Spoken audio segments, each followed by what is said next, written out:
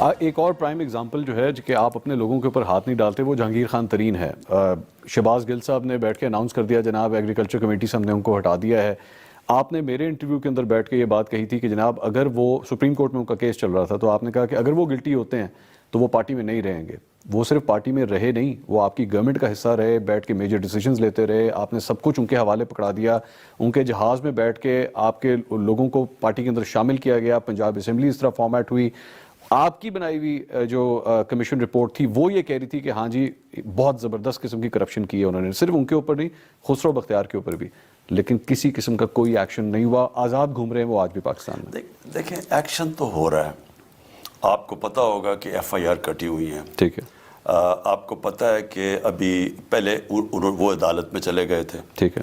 عدالت میں وہ گئے, پھر اس کے بعد کیس لڑا, عدالتوں میں کیس خارج ہوا.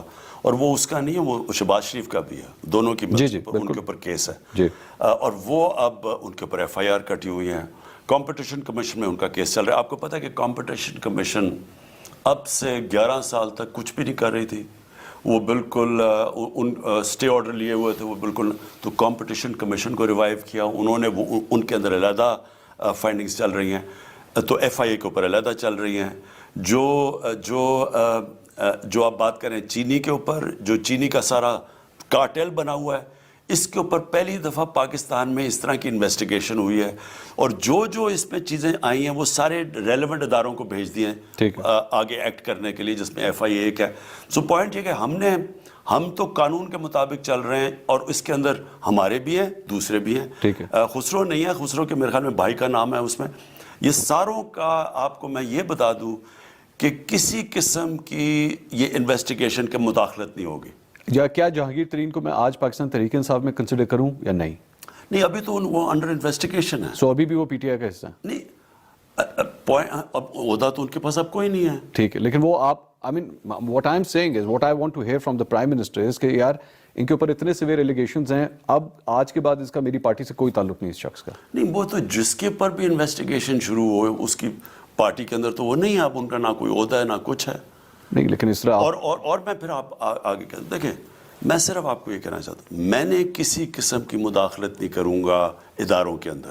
ادارے اپنی انویسٹیگیشن کر رہے ہیں, وہ پورا اپنا پروسیس کمپلیٹ کریں گے. جس کو بھی جو بھی اس کے اندر انوالو ہوگا اس کو سزائیں ملیں گی.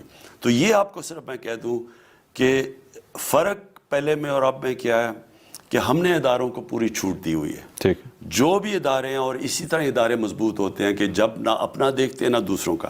اس سے ذرا کمپیئر کر لیں پہلے کا. دیکھیں نا منصور, ساری پرسپیکٹیو لیں. ٹھیک ہے. یہی شوگر مافیا, یہ اسی طرح کی قیمتیں بڑھتی تھیں, کبھی آج تک انویسٹیگیشن نہیں ہوئی. چینی کا ریٹ کون طے کرتا تھا؟ شوگر مل ایسوسی ایشن, جس میں سارے پاکستان کے بڑے بڑے طاقتور لوگ بیٹھے ہوئے تھے. وہی چینی کا ریٹ کرتے تھے. کبھی آج تک کبھی بھی ایگریکلچر ڈپارٹمنٹ, فوڈ سیکیورٹی, انہوں نے نہیں طے کیا